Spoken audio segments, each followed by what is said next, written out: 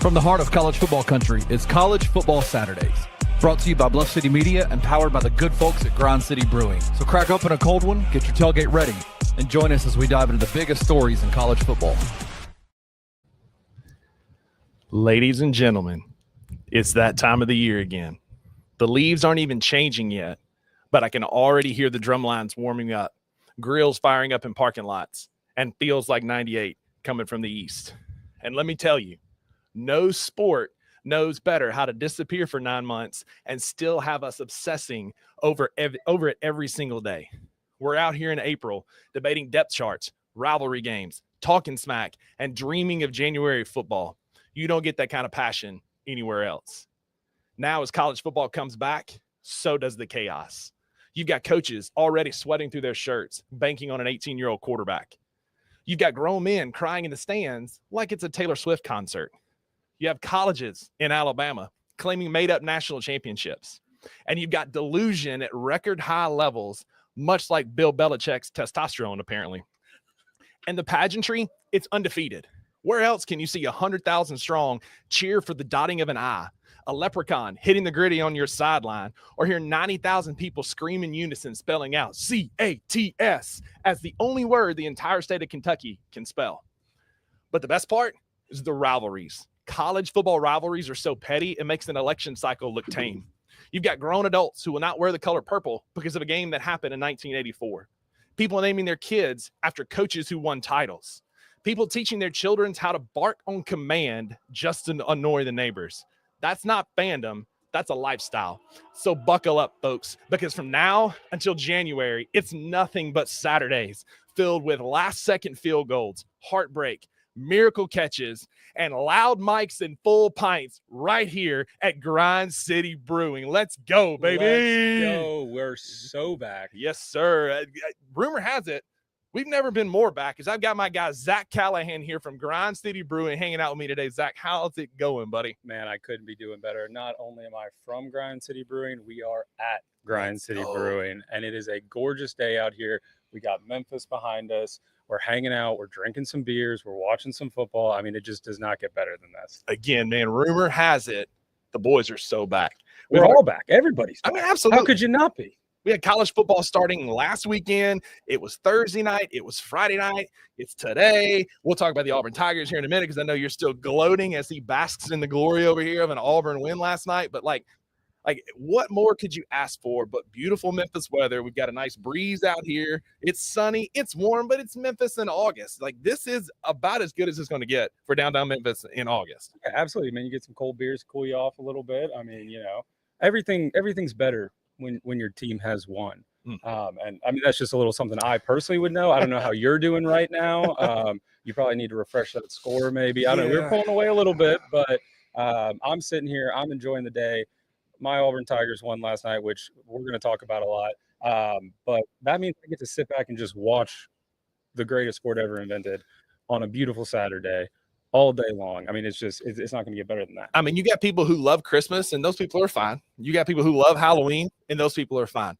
But if you truly know ball, you know that college football season is the greatest season of all. And I don't know that it's a close second. Yeah. I mean, it's people always like, oh, what's your favorite season?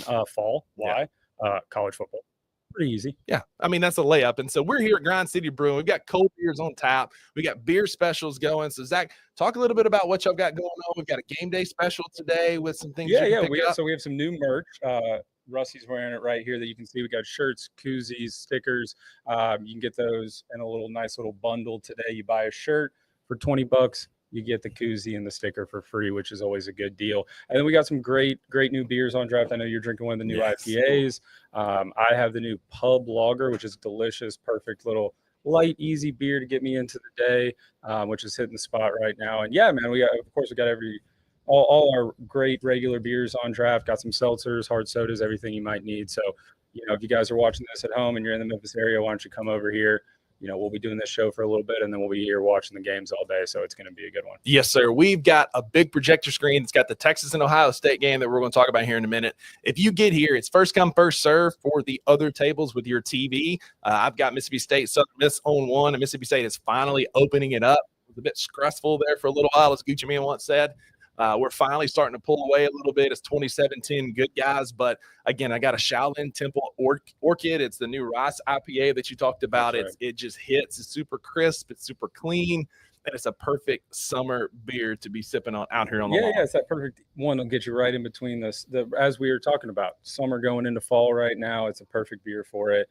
And yeah, man, we're having a great day watching ball, drinking some beers, and can't wait to get into these games. Yes, sir. And so we're going to get into the games after the break. Zach and I are going to have a little quick beer break as we're just enjoying this beautiful weather out here. On the other side, we had a game last night that some of you may be vested in. I know my co-host here today had a vested rooting interest in it, so we'll talk about that game, the early games, and then we've got so much more content right after this commercial break. What does a big-time season look like for Tiger football on and off the field? An American Conference championship and a berth in the college football playoffs. That's what it looks like to me. Do you think that's realistic? I think it is. Absolutely. I think if I've made all my jokes told about the quarterback situation, they're doing all this and still going to lose to UTSA. Don't get it twisted. I am pulling for Tiger football to be as good as possible this year. And I think they have the capability to do it. They should. You know what I mean? The conference that they're in. Where is the line between good and bad, though? If they don't make the college football playoffs, but they win the American Athletic Conference or the American Conference Championship, it's a great season. I would hope that they'd make it to the college football playoffs. That would be a big-time season if they make it there. Yeah. A bad season would be, I think the Tigers are going to have a really good record. Yeah. But there's a few games, the last 3 or 4 games of the year are where the rubber meets the road for the Tigers, in conference. They've got to win all 4 of those. And if they don't, it's not a good season, man. They have to. Check out the Anthony Sane Show Monday through Friday at 1 p.m. only on the Bluff City Media YouTube channel.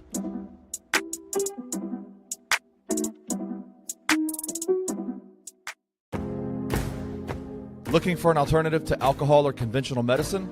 Check out Ounce of Hope, a Memphis-based dispensary with 2 local stores in the Sanderland Center and on South Cooper Street. You can get all the products you need in a location convenient to you. Each store offers an intentional shopping experience with dedicated bud tenders to answer all of your questions, from product selection and mushroom blends to our personal favorite, the Delta 9 seltzers. You gotta try the Peach Buzz. Try Ounce of Hope at either one of their 2 Memphis stores or at www.ounceofhope.com for convenient products shipped right to your door. Use the promo code BluffCity for 15% off any order, excluding sale items. Cannot be used in conjunction with other promotions or discounts. One use per customer.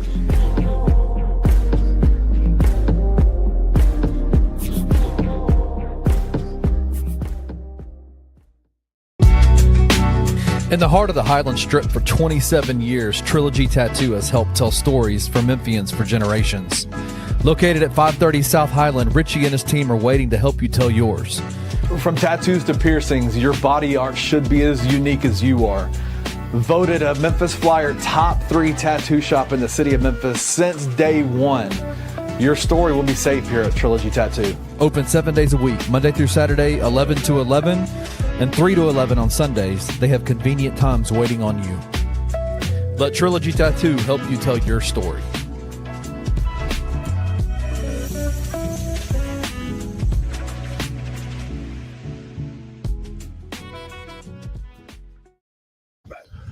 Welcome back to your destination for college football Saturdays. This summer/fall, it feels like summer, but it's definitely fall with football being back.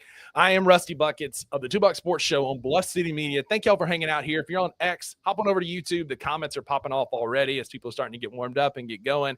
I got my guy Zach Callahan here. We got our cold beers going. And Zach, we've introed the show. We've talked about it. We've kind of talked around it. But football is officially back, and it started last night. I'm going to kind of get out of the way because my guy Zach here has got his own content company, his page called Tape Don't Die. So we do want to give him some airtime here to talk about a school that I have a lot of beef with dating back to the Cam Newton days. But I'll leave that alone, and I'll get out of the way. Zach, Auburn got a good win over a good Baylor team last night.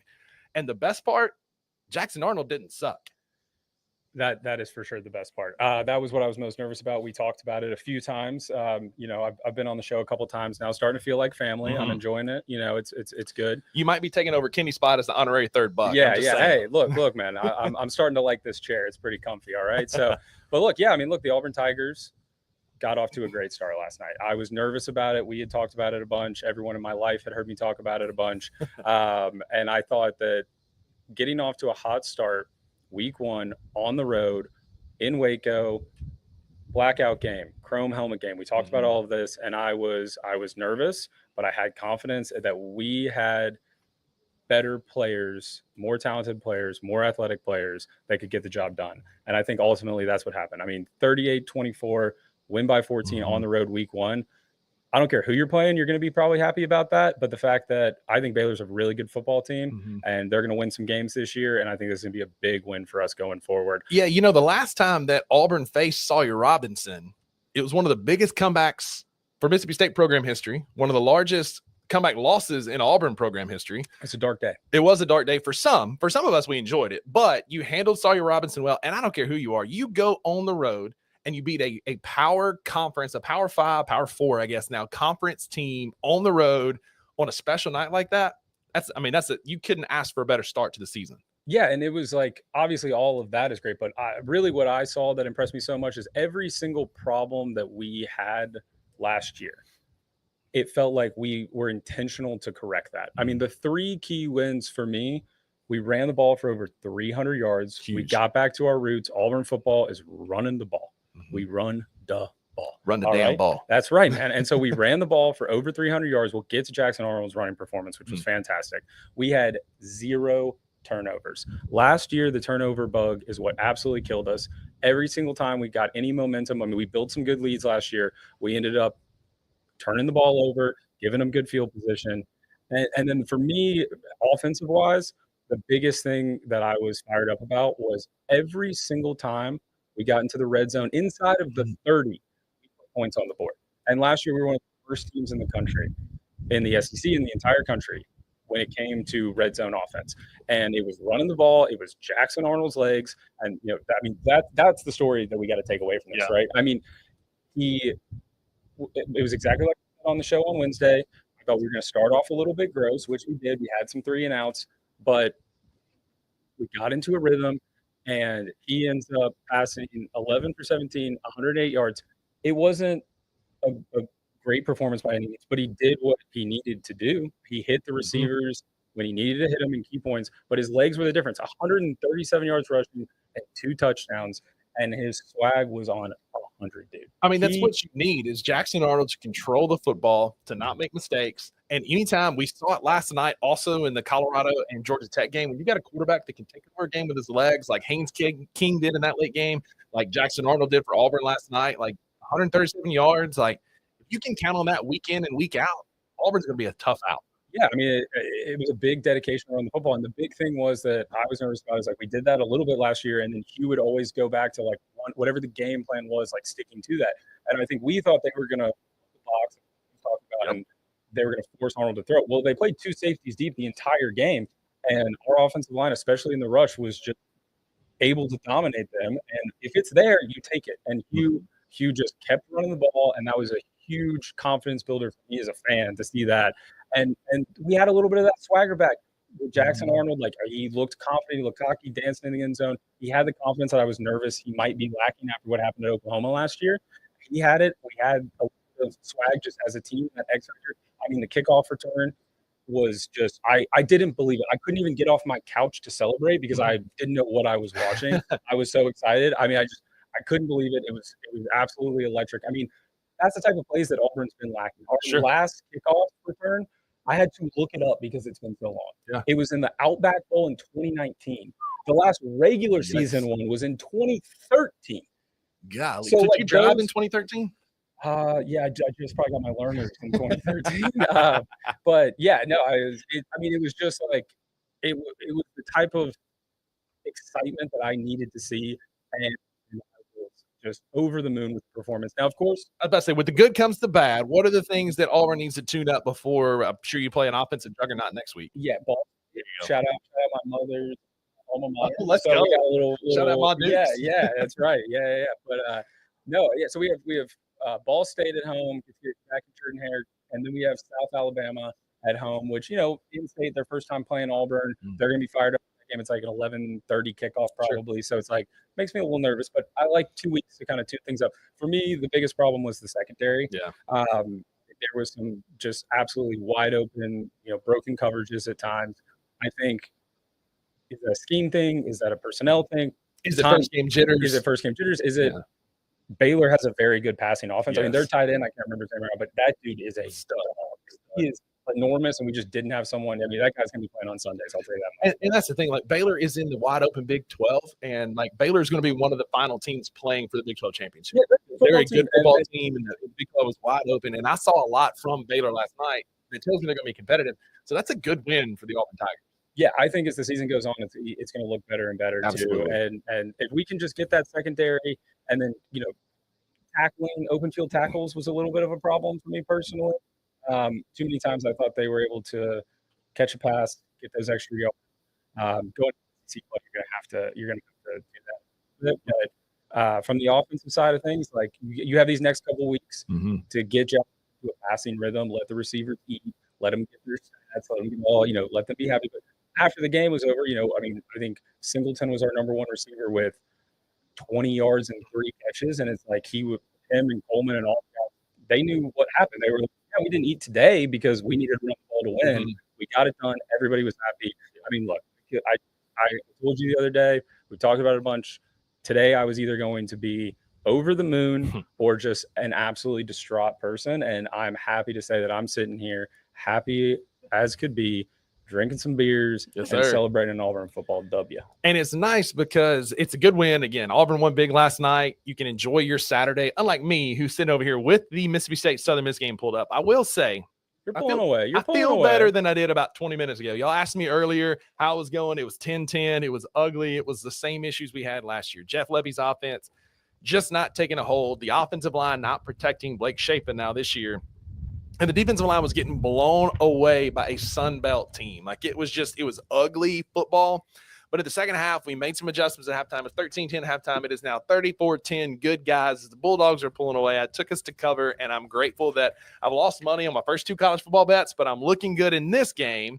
But the game that's not looking good for me, I took Texas to cover. They are down 14-0, and Arch Manning cannot figure out which team he wants to throw it to. Zach, he has got 2 interceptions, 11 for 18 for an astonishing 58 yards. Texas has struggled against the Ohio State defense. You and I talked the other day about this. Like, it was going to be a defensive struggle. It usually is early in games or early in the season, and then you've got 2 brand new quarterbacks, right? Julian Sayin is a redshirt freshman. You've got Arch Manning, who played minimal amount last year. And early on, both teams were running the football. Ohio State just was running it a bit more effectively. Yeah, absolutely. I mean, we were in there watching the game together. We're still watching it right now. We called it, or at least I called it on Wednesday. I think you were agreeing with me, but I love the under. That was my pick from day one here. I mean, you have 2 of the best, just 2 absolutely elite defenses. I mean, no matter what ends up happening, unless Ohio State just goes absolutely nuclear here towards the end of the game. Both defenses are great. It just seems to me that either Ohio State's is a little better or what's going on with Arch. I was expecting to see Arch get into rhythm a little bit early. I love Coach Stark. I think he's a great play caller, and I thought he was going to be able to get him into rhythm. And I think Ohio State early was able to, allow them to have 0 rhythm. And now, it's kind of like being lost out there. He's not feeling right, not getting the yards he needs, throwing these picks. And Ohio State seems to be a problem. Yes. I mean, once again, elite defensive play from both teams. Ohio State a bit more. Early on, they've been able to kind of capitalize and keep Texas at bay. Texas leading with 141 yards rushing. I think they need to lean into that more in the second half here if they're going to find a way to win. But you run out of time. Ohio State's currently got the ball first and 10 at 120, up 2 scores at 10.5 minutes to go.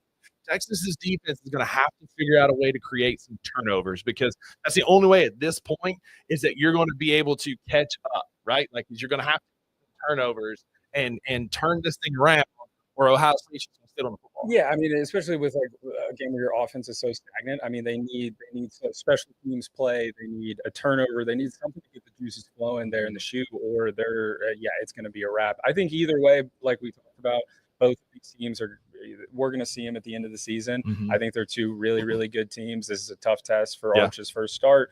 It's hostile. I mean, you go to the shoot for your first start. Yeah, That's hostile. yeah. I mean, that's a huge game, and Ohio State's doing what they need to do right now to take care of business. But definitely glad I took the under on that one. Yeah, that was a good and call. just and just hoping that maybe something happens here to make things interesting as we're on air here. We can chat about it a little bit, but there's a couple other big games going on. I was about to say our last game before we take a break. I do want to talk about Tennessee and Syracuse because there's a lot of power teas running around here at Grind City Brewing as people are starting to filter in and spending a great afternoon here at your destination for college football on Saturdays this fall right here at Grind City Brewing. It's the best view in Memphis. We've got the Bluff City Media flag behind me, but you can also see the M Bridge and the Pyramid from here and a great shot of downtown Memphis. But Zach, the feels like 98 chants are only going to get louder. As I said in the opening monologue, like Tennessee, are they back is the question because they're up 38-20 right now. Syracuse has kind of gotten the ball back. They've got the ball late in the third quarter. I don't know if they're going to be able to catch up, but so far Tennessee's defense and run game have been the difference maker in this football game. Yeah, absolutely. I mean, first of all, every Tennessee fan here has already mentioned to me that they like Aguilar for Heisman, which I think is a bit of a stretch. A little bit, although he's sitting at 11 for 21, 196 and 2 tutties. But let me tell you, I watched him throw a 73-yard dot earlier in the game, and I was like, all right, you have my attention. I mean, the biggest thing when we were in there watching it that I took away from it was Hubel's letting him play. He's opened up the offense for him that I did not see him do for Nico last year. That's been the biggest kind of check against Josh Heupel is he keeps these guys kind of bridled a little bit. But yes, 100%. But also it's kind of like, did he know something that we didn't know? And the best way for them to win games was to be more conservative last year. And when you have a running back like Sanders, like they had last year, who was Dylan Sampson was just an absolute workhorse run of the football. Do they have something in Joey Aguilar is a question. I mean, Hubel's confidence in the play calling so far, and it's been fast paced. If you're a UT fan, you've got to love this because I mean they're letting him air it out. The only question mark, I think the offense, you're like, okay, we might have something here. The defense, the secondary have been a little concerning, a little sus. Was talking about that with Auburn earlier. That's something you can work out. Is it a scheme thing? I don't really know. I mean, look.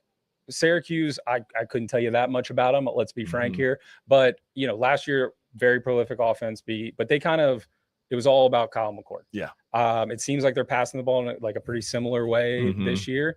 And so interested to see how they are for the rest of the season. If they're a good team and Tennessee's taking it to them right now, that'll tell you a lot. But either way, if you're a Tennessee fan and you're seeing this offensive performance, you're happy. You have to be happy. You got 174 on the ground, 196 through the air. You've taken it to Syracuse's running game.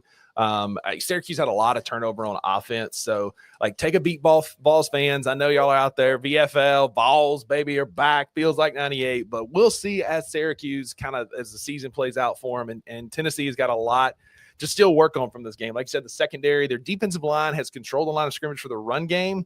But again, if a quarterback can get some time, I feel like they'll be able to pick apart this secondary. Yeah, and look, I mean, this is I think a good game for them early in the season because not next week, but week 3, they bring the Georgia Bulldogs to town. Speaking of dogs, we got dogs here at Grind City Brewing. Right. It's just it couldn't be a better day, man. Always dog friendly here. Absolutely. But that's the early game so far. We've got Texas with a early hole against Ohio State. They've got the ball back 4th and 3 at the Ohio State 9. It's curious to see what Sark is going to do there.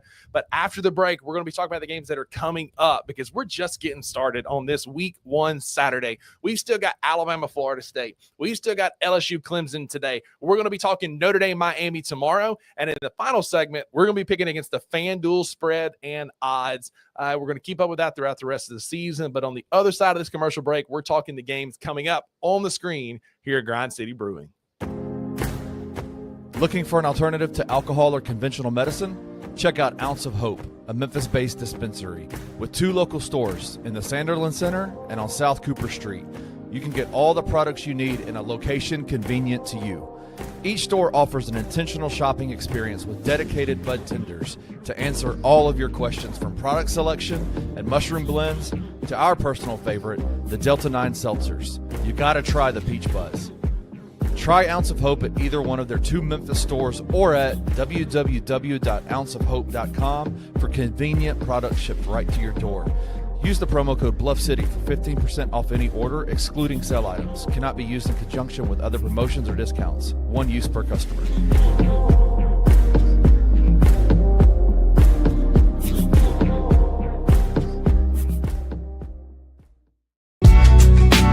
In the heart of the Highland Strip for 27 years, Trilogy Tattoo has helped tell stories for Memphians for generations. Located at 530 South Highland, Richie and his team are waiting to help you tell yours. From tattoos to piercings, your body art should be as unique as you are. Voted a Memphis Flyer top 3 tattoo shop in the city of Memphis since day one. Your story will be safe here at Trilogy Tattoo. Open 7 days a week, Monday through Saturday, 11 to 11, and 3 to 11 on Sundays. They have convenient times waiting on you. Let Trilogy Tattoo help you tell your story.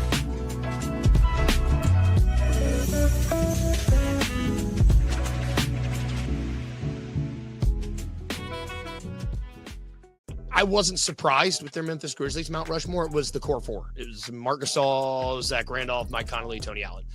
Would this be your Mount Rushmore at this point? I agree 100%. I mean, Jaren has won some awards and Ja has gotten some accolades, but I just don't think they're quite to that pantheon yet. Again, a player's best ability is availability. Jaren is coming along, but I don't think he's quite there yet. But these guys walked so that the Grizz next gen could run. They were responsible for helping kind of bring us into this new age and new direction. And so I think for as far as importance to the franchise so far, and again, Ja is our first ever superstar, which is an accolade and amazing thing in and of itself. I think that there is a path for Ja and Jaren to be on this list. They're just not there yet. Again, but as far as production and on-court antics, he's not there yet.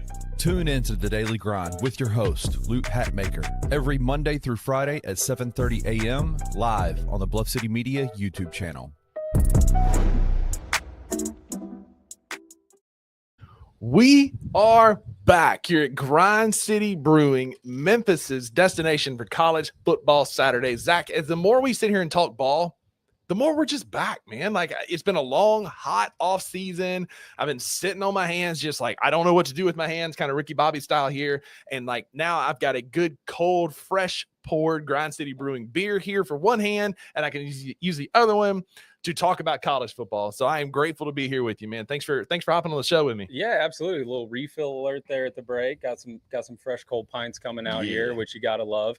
Talk about the hands. I was I'm a big hand talker, like we're saying. I went with the pen. A pen's right? a good move. A little tip of the cap to Lee Corso last episode. On game day. I thought it was a great moment. I mean, just growing up my entire life, watching him. I was talking to my dad this morning. I mean, he was just a staple in my house. Yeah. And so I'm glad to see him go out on top like that. Well, on top's, but he went out with some. I mean, he picked Ohio State. He looked good so far. It looks good. And guess what? It was really cool, full circle moment, because that was the first headgear that he did, and he brings it back. He picks them if they win. Awesome moment. Lee's one of the GOATs, and so I'm happy. Did you watch the documentary that dropped last Friday night? Yes. That was more emotional than I cared for it to be. Sobbed like a baby. Maggie gave me a funny look when I talked about that earlier. She's here. Shout out Maggie for being here, hanging at Grind City Brewing. She gave me a funny look when I was talking about being emotional about it. But my brother Clark and I are just sports junkies. Obviously, I sit here and I talk to y'all 5 days a week on 2 different shows about sports. So that's literally kind of my bread and butter since I was a kid. And where most of our friends would get up and watch cartoons on Saturday mornings, Clark and I were locked in on college game day, watching Lee Corso and the gang growing up. And so to see the GOAT go out like he did, I was uncomfortable with how emotional that documentary got me. And it's Kirk Herbstreit's fault. Dude, when he started crying, I couldn't hold it anymore. So there's an ongoing joke in my house, because every single Saturday morning I turn on game day, and when they do the sad segment or whatever, I cry like a baby every time. Tom Rinaldi gets me in my feels more than anybody else. I can't stop. It's just my dad was the same way. So apple doesn't fall far from the tree there. Yeah. I mean, it's something that's it just gets me every time, and it's something that I've been doing my entire life, and that's what's great about football and fandom and traditions and everything that we're talking about today. Yeah. Is that it's something that I'll pass on to my kids. That's what we'll do on Saturday mornings is watch game day. We'll be somebody else, and I'll get to tell them about Lee Corso and all this stuff. So it's a really cool thing. It is. College football unites like no other, which is why we're here at Grind City Brewing, talking college football, watching college football, enjoying cold beverages, and they're going to keep flowing, Zach, because we're at the tip of the iceberg. We're just getting started. We are. Got some big games. Absolutely. You got the Mississippi State Bulldogs that are taking care of business in Hattiesburg against the Mustard Buzzards. You know I got to throw that in there. You've got Arch who's struggling in Columbus, but we still got other games to talk about, including the next one that kicks off. The next big one is the Alabama Crimson Tide goes to Bobby Bowden Field at Doak Walker Stadium. We have a new stadium game alert. I mean, this is we got to factor this into our conversation. Absolutely. And so Alabama comes in as a 13.5-point favorite, over under set at 50.5. We'll get to picks at the end, but a couple of things to look at coming in early. I mean, obviously, the first thing we got to talk about is the quarterback situation. You know, Jalen Milroe is now a Seattle Seahawk. You've got him. He's transitioned out. Ty Simpson of Martin, Tennessee fame, Westview High School. Shout out to Jared Davidson, who was here for a while hanging out with us, is now the quarterback. And then you got Tommy Castellanos, who has laid the absolute wood. The first smack talking award, I guess, of the season should go to OTC for saying that they don't have Nick Saban to save them this year. Zach, is that bold talk or what? That is a bold move, Cotton. Let's see how it pays off. That one's got me a little it's a dicey move there. Sure. If it pays off for him, I like confidence. Sure. I like a little cockiness. But yeah, I mean, that's definitely what we're talking about here. Is this new matchup? I mean, look, obviously you see what jersey I'm wearing. I do not like the Crimson Tide. All right. Let's just be upfront about it. Let's put it out there so we all know it. I will say, I do think Alabama is going to be very good this year. Yep. They're normally, unfortunately, they are good at playing football. It's what they do.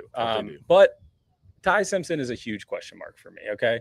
He lost the starting job to Milroe twice under two different head coaches. And so I think he could be a very good game manager. Alabama's won a lot of national championships with not super electric quarterbacks. So I'm looking at you, A.J. McCarron and Greg McElroy. Yeah. Or what was that big guy's name that they have? Coker. Oh, Jake Coker. He came from Florida State. That guy won a national championship. People forget. People forget that guy won a national championship. He couldn't outrun a phone booth. Yet he won a national championship because of that defense. Yeah, unreal stuff. But so, you don't have to have that. He could be very reliable. It could work in DeBoer's offense very well. I'm interested to see. Castellanos, to me, is the X factor of this game. Absolutely. Yeah. Running quarterbacks that are playmakers cause chaos. Historically, for Alabama, especially. Exactly what I was about to say. Obviously, different regime, different vibes going on here. But those big, strong, physical defenses can struggle with that speed and playmaking ability at times. He is incredibly talented, and he has a new offensive coordinator in town, a man I am very familiar with in Gus Malzahn, who he is a very prototypical Gus Malzahn quarterback. Gus doesn't have all of the head coaching, recruiting duties in the past. Gus is a great play caller. Wasn't he there? Was Nick Marshall his quarterback? Yeah. So Tommy Castellanos reminds me a lot of kind of that vein. He's a running quarterback who's got a big arm. He struggles with some of the underneath throws. At least he did at BC. But this is Gus Malzahn has taken over a passing attack that finished last season 116th out of 130 Division I teams. And so there's nothing but improvement there. I mean, you can only get so much worse. And I think Castellanos has the talent. I'm going to focus on the Alabama quarterback for a minute because Ty Simpson being that first-year starter, he's not as athletic as Milroe, though he can beat you with his feet a bit. But what I'm worried about, Zach, is Jam Miller, their starting running back, broke his collarbone just a few weeks ago and is going to miss the first, 4 to 6 games of the season. And so Alabama's running game is going to be strapped heading into this game.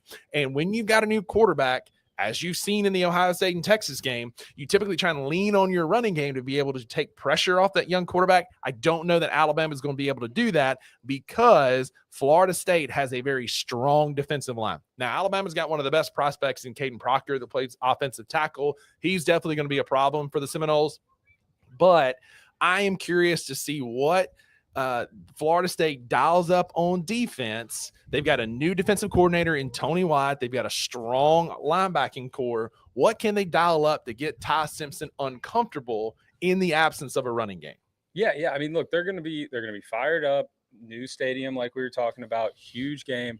And after the disappointing season that Florida State had last year, they're ready. They're going to be ready to go. They're going to want to prove a point. I think Norvell is a fantastic coach. Yeah. I know everyone in Memphis has their feelings about him. I like Norvell as well. I'm Norvell. I think he's a fantastic coach, and I think that he made some really good changes. I think they have a lot of talent from the transfer portal and everything like that early in the season. How does all of that gel and mesh together? Yeah. How does, consistency to me in college football is so important.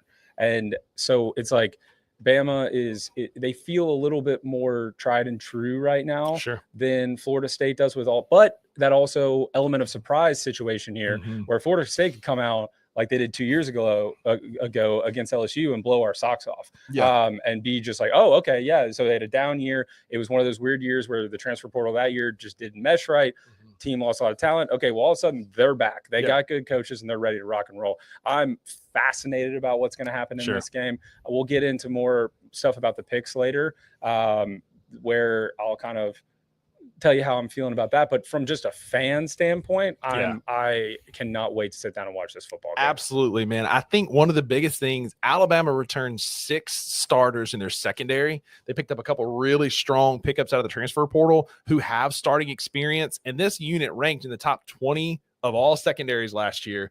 You bring those guys back with experience. Tommy Castellanos doesn't have a lot of experience under his belt. I like what Gus Malzahn can do, but I think that's going to be the biggest thing. And we're talking him up a lot and everything. Let's not forget, it didn't end well. He got benched at BC. It did not end well. I mean, you're talking about a guy who got benched at Boston College.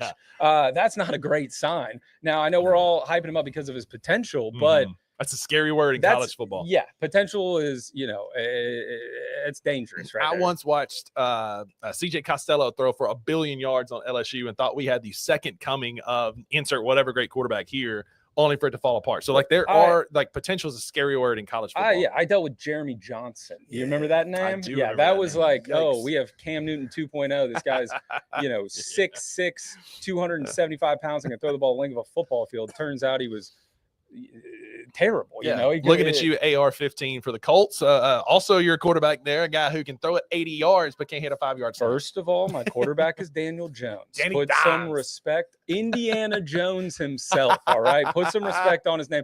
I saw a picture. I have a lot to say about that. We can get into that another time. Yeah. But I saw a picture last night of Daniel Jones at Carmel High School, which I was born in Carmel. That would have been my high school if I would have stayed there. Yeah.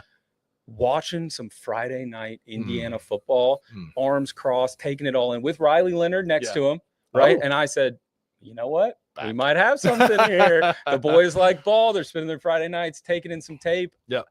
AR's probably working on his new rap album somewhere. Sure. Indiana Jones is taking in some high school football, brother. Locked I in. like it. Dialed in. We like a quarterback that's dialed in. Anyways. And we'll see if Ty Simpson or Tommy Castellos is dialed in the first game. But the late game, you want to talk about quarterback play? We've got 2 Heisman front runners squaring off at 6:30 tonight in the Battle of the Tigers. Go Tigers, baby. We've got LSU traveling to Clemson, Death Valley to Death Valley, and I'm excited for this matchup. Clemson opens as a 2.5-point home favorite. LSU comes in 0-5 under Brian Kelly in week 1 matchups again, including, I guess this is kind of what got Ed Orgeron fired, but we had the mollywhopping that was in 2020 when we just absolutely just dominated them. And that was the first loss. Can you tell me their last win? It was in 2019, obviously. Who did they play? Who did they beat? The Joe Burrow season. Yeah, the 2019. So I watched that team in Starkville that year, and that was the best football team I've ever seen assembled in person. Unreal. No, who was it they beat? Georgia Southern, 55-3 to kick the season off. So I'll give them credit where credit's due because they haven't played a Georgia Southern. No, they've then, been playing the big boys, but they haven't been able to step up. Haven't been able to step up, and they're playing a big boy tonight. They are a big boy. My like inside baseball is going to come out this week on the 2 Buck Sports Show here on Bluff City Media's YouTube page.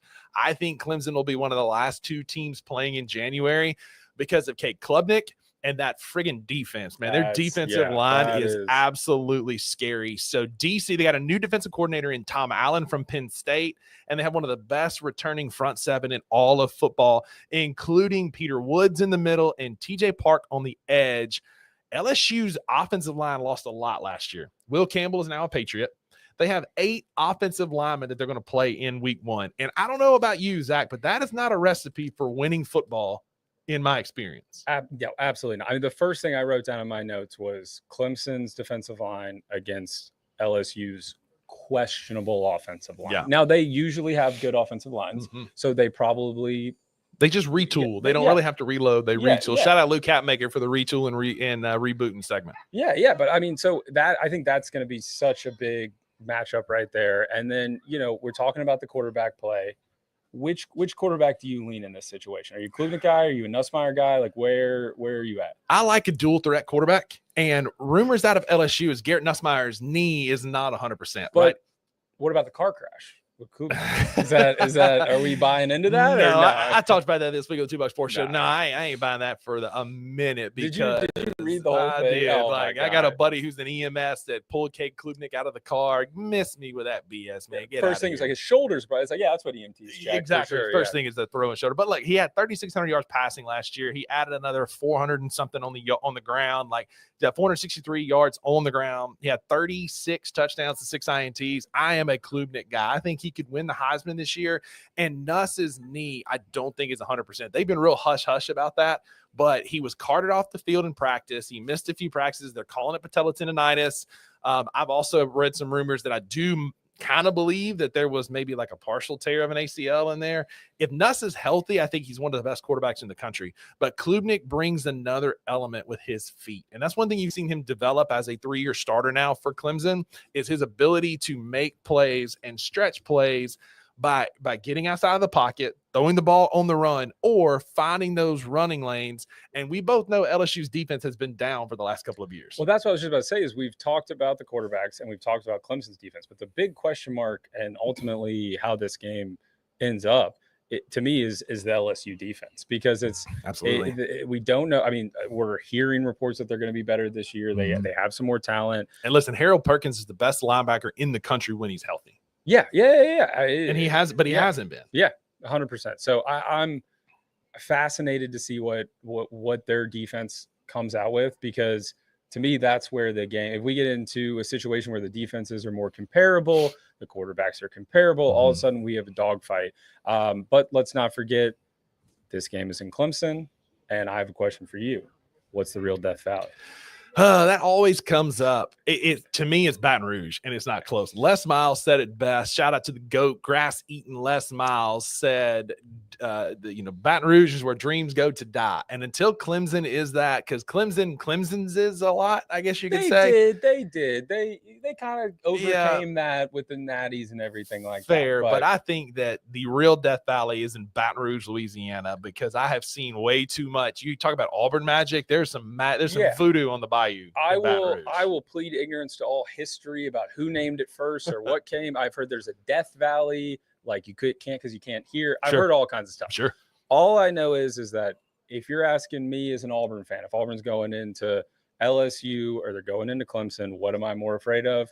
If both teams are even, I'm more afraid of LSU. Absolutely. But none of that matters because the game is in Clemson. Yeah. And I have been to a lot of games in Clemson. Got some good friends that went there when I was in college. We would go up to games and stuff. And that place can also get rocking. And I think it's going to be an electric environment tonight. And I think that could ultimately play a big factor in this game because down in Baton Rouge, it can be as loud as it wants. But if they're playing the game in Clemson, it don't matter what it sounds like in LSU. So absolutely. And real quick update for you. Arch Manning did get on the board. It is now 14-7 Ohio State. They just scored. Arch got a touchdown pass. Okay. We might have us a ball game in Columbus now. How much time do we have left? There is 3.5 minutes left in the fourth quarter. So Texas defense is going to have to step up. Yeah, they got to make a stop. But they finally got on the board. And so I think that's going to be the key tonight is which team. Yeah, Arch for Heisman, the chants are starting already here at Ground City Brewing. But that's going to be a key tonight for LSU is can they get ahead early, because they're going to need to with the way Clemson can control the ball because they can run the ball well.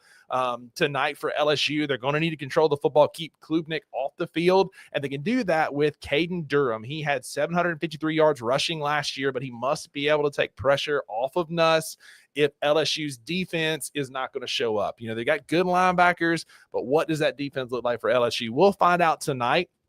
Both of these teams have championship aspirations. I do lean towards Clemson a bit, but I think that both of these teams, like the winner of this game, has an inside track to the college football playoff. Yeah, I think honestly Clemson probably will be fine no matter what, just because Sure. they have the benefit of being in the ACC. I mean, I think as far as like positions goes, where they stand going into the playoff, they'll benefit greatly here. Mm-hmm. For me with LSU, it's like if they come out and show themselves and they win this game and they get some momentum, we're looking at a team that could be competing for the SEC championship. Yeah, absolutely. And if they lose 6 straight opening games in a row, all of a sudden, everything gets a little more complicated. Because their schedule is a bit more dicey, for sure. It is definitely tough. I mean, you're talking about a SEC team versus an ACC team. Yep. There's a clear difference there.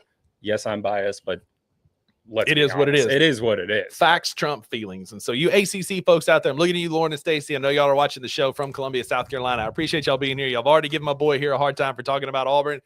But the ACC ain't no SEC. I can tell you that. Speaking of that, though, I did make one kind of dicey bet on Fanduel, which we'll get to the odds here in a minute. I believe we both did. We did because I talked you into it. Yeah. Kentucky opened as a 14-point favorite over Toledo. They are winning 10-2 at the end of the third quarter. It's a baseball game in Lexington. We got a little safety action. We have a safety action. Got a safety in the second quarter for the Toledo Rockets. Mostly I picked them because they whooped up on my Mississippi State Bulldogs last year. They're a good team. Look, both my parents went to MAC schools. We talked about the Ball State thing earlier.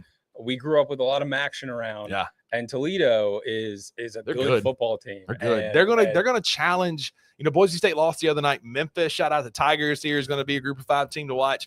But don't sleep on the Rockets from Toledo, Ohio. They were good last year. I think they won 8 games last year. They returned a lot, and they're hanging with Kentucky right now. It's 10-2 in Lexington. It's late in that game.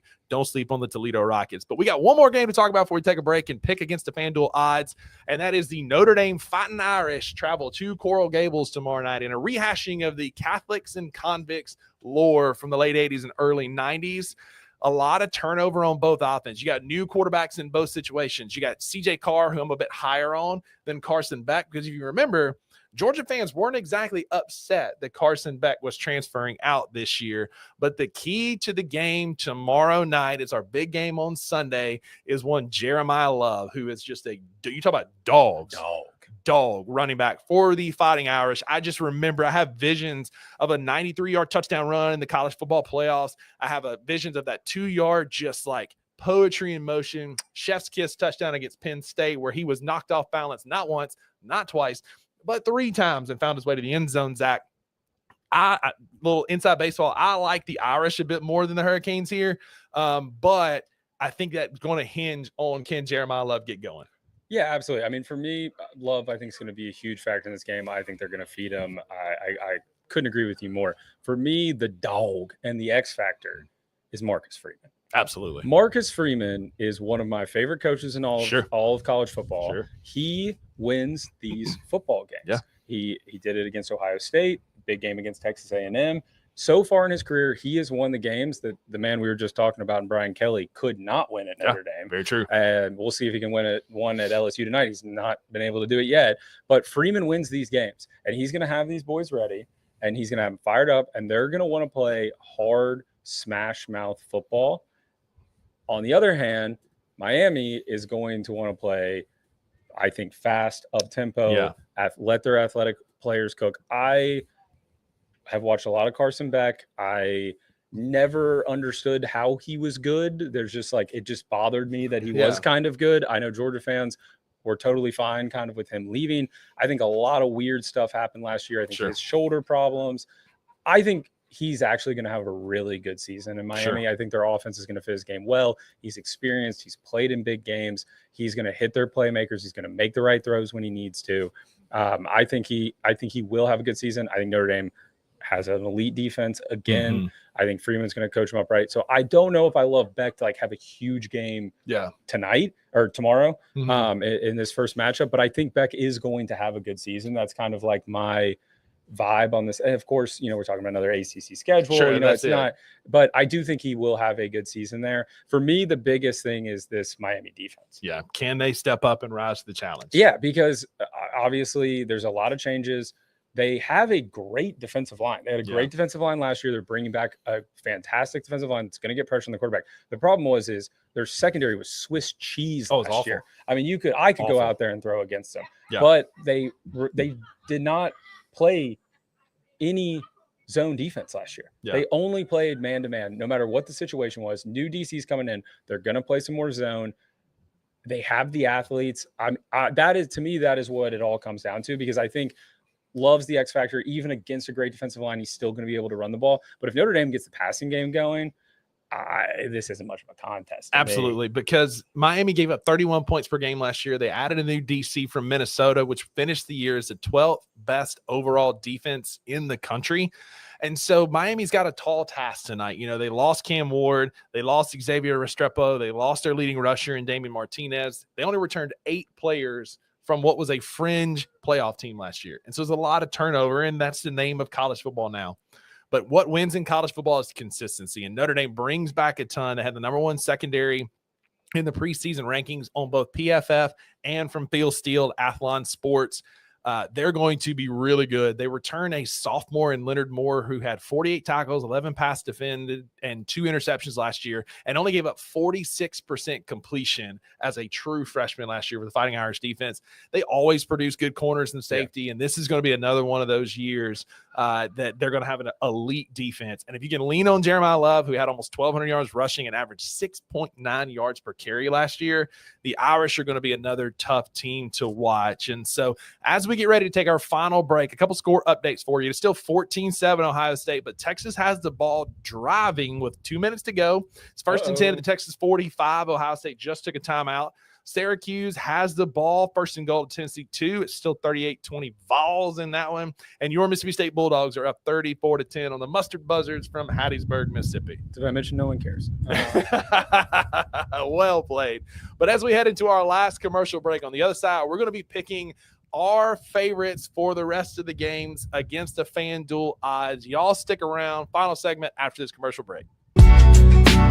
In the heart of the Highland Strip for 27 years, Trilogy Tattoo has helped tell stories for Memphians for generations. Located at 530 South Highland, Richie and his team are waiting to help you tell yours. From tattoos to piercings, your body art should be as unique as you are. Voted a Memphis Flyer top 3 tattoo shop in the city of Memphis since day one. Your story will be safe here at Trilogy Tattoo. Open 7 days a week, Monday through Saturday, 11 to 11, and 3 to 11 on Sundays. They have convenient times waiting on you. Let Trilogy Tattoo help you tell your story.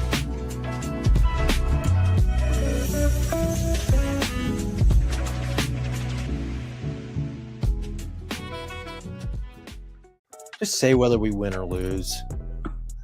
I think Memphis wins this game Have because you ever in your entire life had us at 10-0 at any point? No.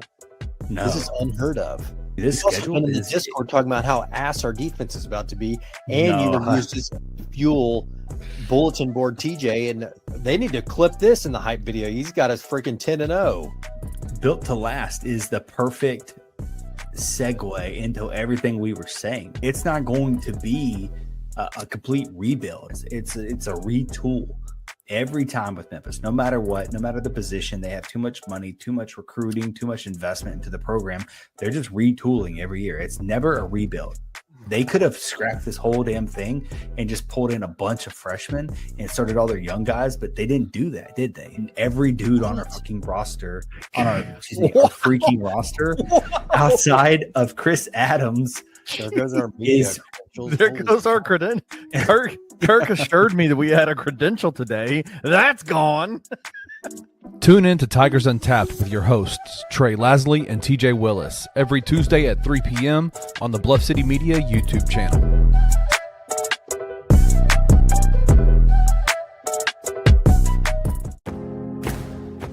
Looking for an alternative to alcohol or conventional medicine? Check out Ounce of Hope, a Memphis-based dispensary with 2 local stores in the Sanderlin Center and on South Cooper Street. You can get all the products you need in a location convenient to you. Each store offers an intentional shopping experience with dedicated bud tenders to answer all of your questions, from product selection and mushroom blends to our personal favorite, the Delta 9 seltzers. You gotta try the Peach Buzz. Try Ounce of Hope at either one of their 2 Memphis stores or at www.ounceofhope.com for convenient products shipped right to your door. Use the promo code BluffCity for 15% off any order, excluding sale items. Cannot be used in conjunction with other promotions or discounts. One use per customer.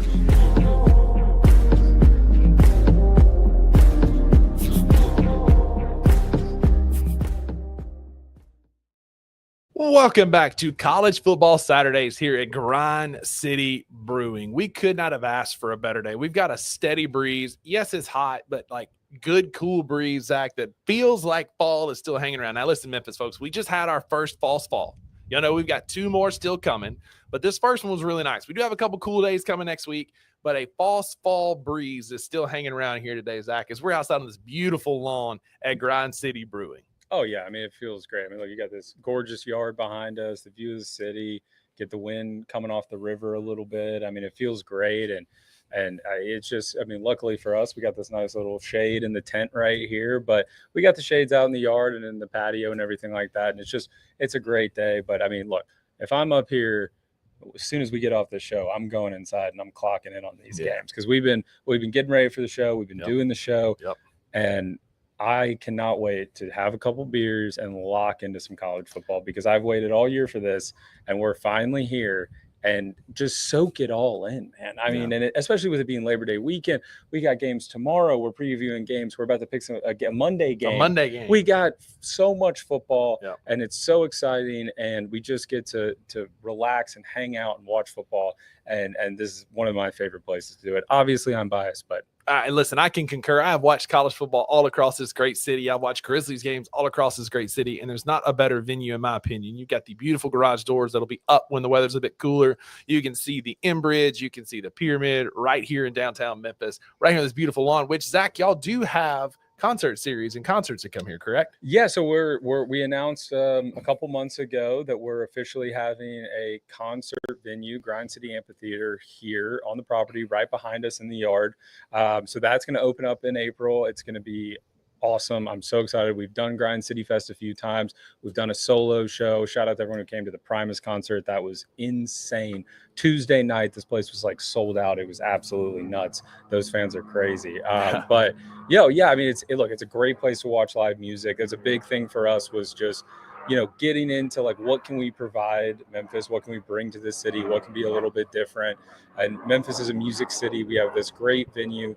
We want to put on great shows, live outdoor music, with some delicious beer, and that's what we're going to do. And so I'm so excited. We're actually doing some cleanup this week to get ready for, we're breaking ground on construction in like 2 weeks. Let's go. And so the best venue is only going to get better. Yeah, the tap room's staying open the whole time. Don't worry, you can always come up here, normal hours, everything like that. But we're doing a little bit of renovations to get ready for the venue to open next year, and it's just going to be awesome. I mean, being able to work here and have such a fun space to do events and drink great beer and hang out, but then also adding this music element is just going to take it to the next level. It's going to be so much fun, and I can't wait for so many people. I mean, when we did the last Grind City Fest, I was one of the people who's checking IDs, and we had people fly over from all over the world, all over the country, and it was so cool to see that, and to be able to have that just like in your backyard right here in Memphis, bring in some big artists that everybody loves. It's going to be such an awesome experience, and our whole thing is just making good beer and good times, and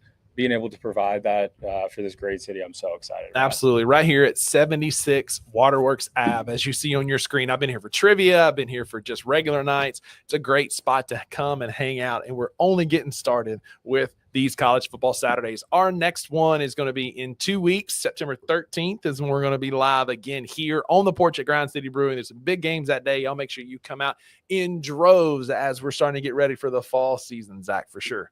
Oh, yeah. Weather should be great. We're going to have some big games on. We already talked about Georgia, Tennessee that weekend. Georgia Tech, Clemson. Georgia Tech with a frisky win last night over. Live update, Lauren and Stacey. Lauren, I know you're texting me. Georgia Tech upsets Clemson that weekend. Oh, Calling it now, baby. Calling it now. Being bold. His shot. I mean, Clemson's known to lose some of those games when they shouldn't. And we both talked about how we like that Georgia Tech team. Yep. I did bet on the Yellow Jackets last night and parlayed it with a little Auburn action, and it cashed. So Cash money. I think that's a good little transition. Look at this. Yeah, I'm look starting to get a hang of this whole thing. This dude's a pro. Starting Speaking to of get a hang cash of this. money, if you took Ohio State, you were a winner. The Buckeyes won 14-7. The first time we've had the number 1 AP poll team play the number 3 AP poll team on opening weekend in Columbus, Ohio. And the home team walks away winners 14-7. Arch Manning laid an absolute dud. Under. And the under hit. So listen to your boy Zach here. You want to absolutely bet with Zach coming up this season. Speaking of that, FanDuel is your destination for all of your college football betting. I've already lost money because I'm a true degenerate. I'm upset about my picks from the other night. I picked Boise State to cover 5.5, and they got absolutely worked by South Florida. But I did pick East Carolina to cover against NC State. I'm proud of that one in that parlay. That one worked, but the one I felt good about did not come through. Oh, but I was all over South Florida. That's a shout out to one of our team members here at Grind City, Charlie Jones. He was all over that. That was his lock of the week, and let me tell you, he delivered. Crushed it. But speaking of crush it, we got 5 games that we're going to pick each and every week right here on the porch at Grind City Brewing. When we're here, y'all keep up with it at home. Let us know who you think are going to win these games. And so as my guest, he's coming on our show on our network. Zach, I'm going to lob it up to you first. The first game we're going to pick is kicking off momentarily in Tallahassee, Florida. The Alabama Crimson Tide open as a 13.5-point favorite on FanDuel Sportsbook over the Florida State Seminoles. Zach, who are you taking in that game?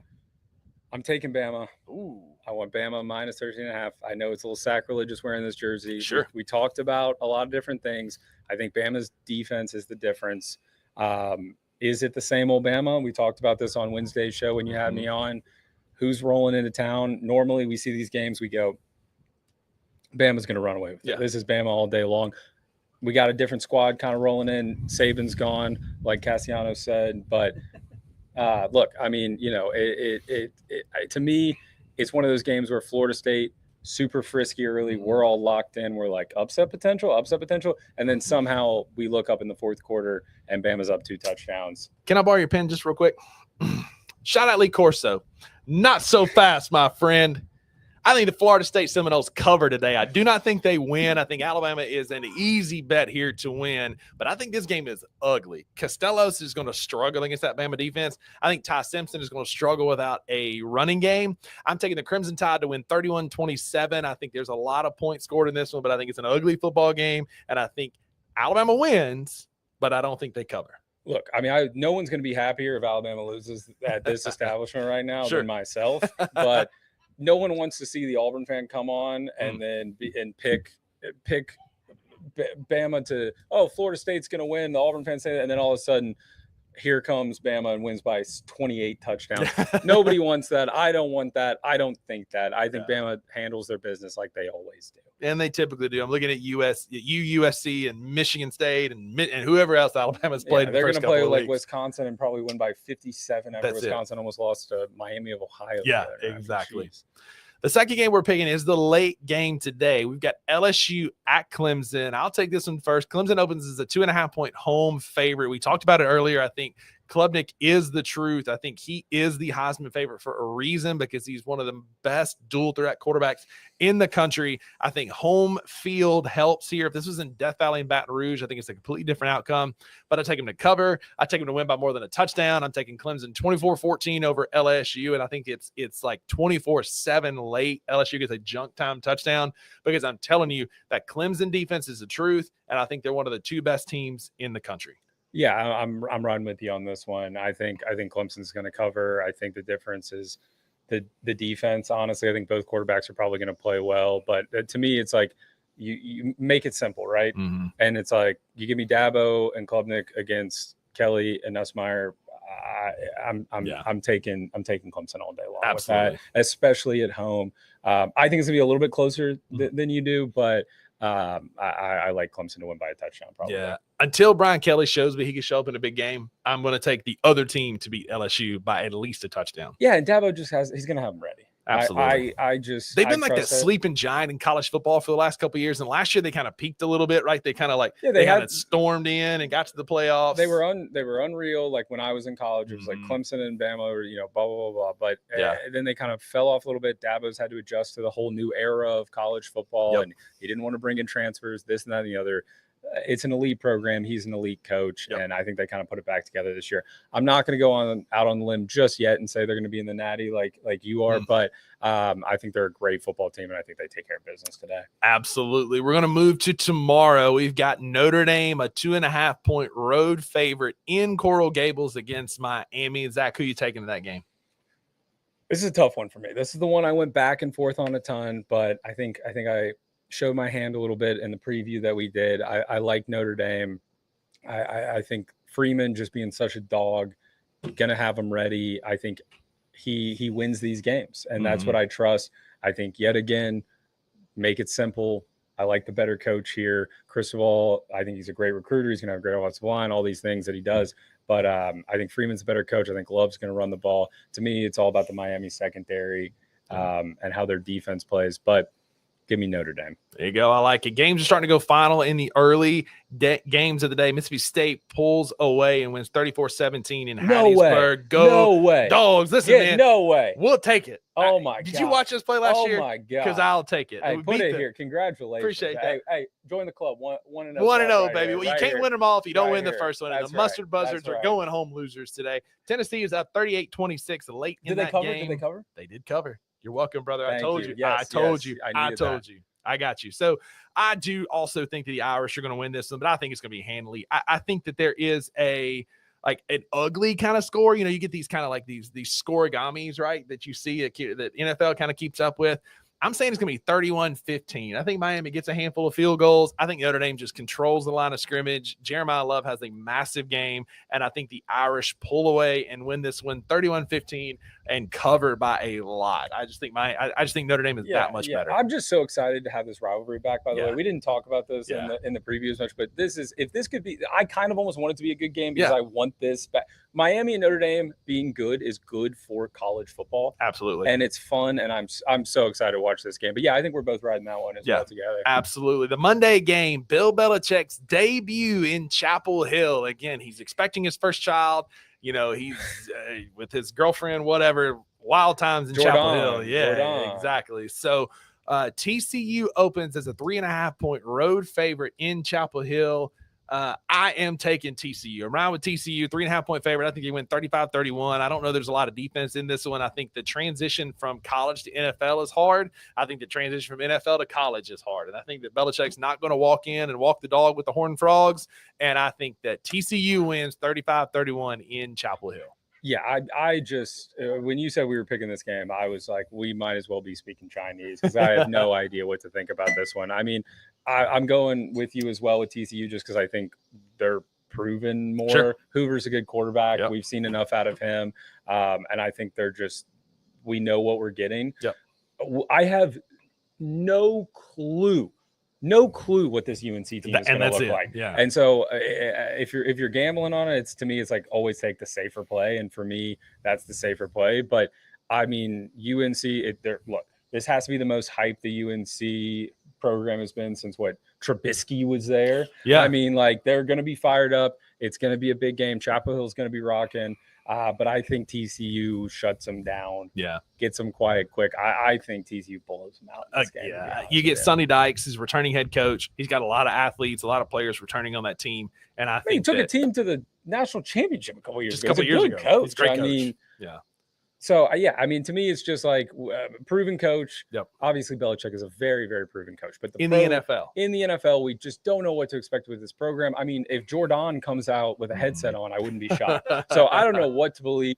I don't know what either they're going to come out. I think this game goes one of two ways. They come out strong, they win this game, or they lose by 5 touchdowns. Absolutely. I mean, I have no idea what to expect. So for me, it's the safe play. It's TCU. I like it. And the last game that we're picking today is a Big Ten rivalry, which is interesting. Big 10, Big 12. Big 12, it's a rivalry. It's a rivalry. In-state rivalry. Let's say we'll leave it at that. We'll say that. The Iowa Hawkeyes go to Ames, Iowa, and face the Cyclones of Iowa State. Iowa State opens as a 2.5-point home favorite.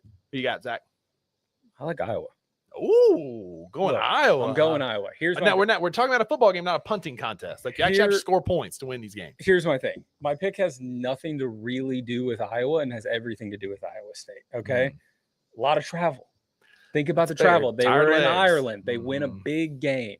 They're excited. They come back. They're the big man on campus. I mean, it's Iowa State. What's going on that campus, right? Fair. There can't be a whole lot It's going Ames, on. Iowa. If It's you're in Ames, Ames, Iowa, watching this, If let us you're- know. Shout out. If you're watching from Ames, Iowa, shout out to you. But all I'll say is it's been a lot of travel. They have a lot of hype after a big win against Kansas State in Ireland. They already played week 1, a little more beat up. I think it's a gross game, which is Iowa's 101. That's fair. But Iowa's also have you seen Iowa's quarterback? What do you think about this? The South Dakota State transfer, Mark, I don't know how to say his long last name. It starts with a G. I think he could be. Look, I'm not expecting fireworks out of Iowa's offense. I would be insane if I was, but yeah, I just don't buy it until an Iowa quarterback proves to me that they have mastered the forward pass that we've had since the 1960s. I'm out on the Hawkeyes. Give me the Cyclones, baby. I think they come back from Ireland. I think they got plenty of Guinness. I think they got their legs recovered. I'm taking the Cyclones as a dark horse in the Big 12. I think that they had a good opening, ugly win in Dublin, Ireland. ESPN, if you're watching, I know you are. Can we get somebody better next year? Like Iowa State, Kansas Can State, we play Armageddon? football in America? Thank you. Also that. Also, I'm just saying. Look. Last name's Callahan. A lot of Irish heritage. Absolutely. Love here. Shout out Ireland. We can play a game there. We need to be kicking off the football season in an SEC or a Big Ten stadium in the heart of this country, where college football is meant to be played in the southeastern portion of the United States. Give me a big game that I'm fired up for week 0 here. Yep. And then we can also have one going on in Ireland and all that fun stuff. But give me some football here. Yeah. I'm taking the Cyclones 19-12 in an ugly, ugly rivalry game. I think it's called the Cyhawk Trophy. It's always goes close back to Ames. and it is gross. It and is. You never know what to expect. It's Iowa football. What do you expect? Yeah, exactly.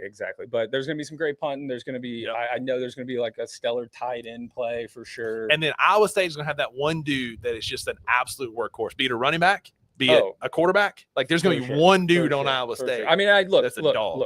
Picking Iowa, a lot of Iowa State love here for my boy Tyrese Halliburton. Shout out. But sneaking that in real quick. But look, it's going to be a gross game. It's a rivalry game. It'll be a fun game to watch. Yeah. Well, fun's a stretch, but it'll be football. an interesting game to watch, especially because I think it's going to be so close from a betting perspective.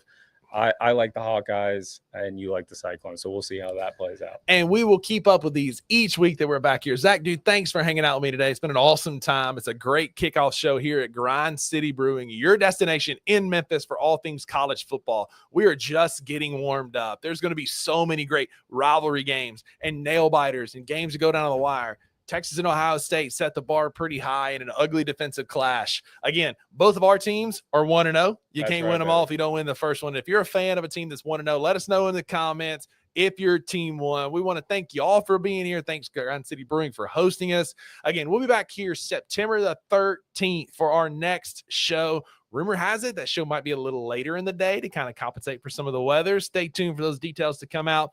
But also a big shout out to Kenny Stubblefield over here running the show behind the scenes. Thank you for being here. Plenty of football left for today. Y'all come on out. Beers are cold. It's a great place to hang out. We'll see y'all back on our shows on Monday and back here on September the 13th. We are out at Grind City Brewing.